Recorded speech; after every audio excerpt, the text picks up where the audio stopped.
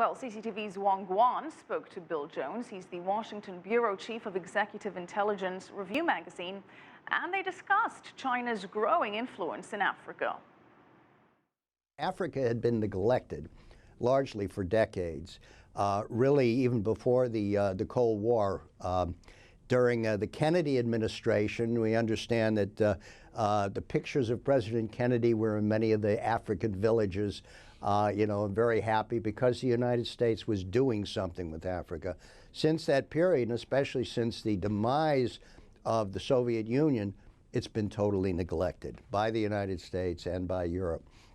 What you've had are private enterprises who have been going into the countries to try and pluck it of everything that it has, diamonds, raw materials, etc.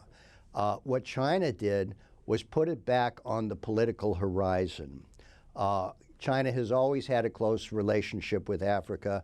One of the first railroads were built, the famous Zambia Railroad was built by the Chinese. They've had ties being a kind of spokesman for the developing sector countries going all the way back to the 50s.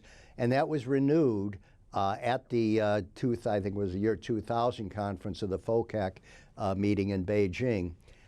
China has not just talked about Africa, but it has done things with Africa. Tremendous amount of infrastructural development going on.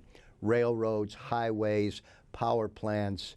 Now in Zimbabwe, they're going to expand the power system in a country that's been under tremendous sanctions for several decades now, which is in tremendously bad shape, trying to improve the infrastructure. I think China is seen as a very beneficial force by African leaders, and I think it's living up to this reputation in terms of its investment there.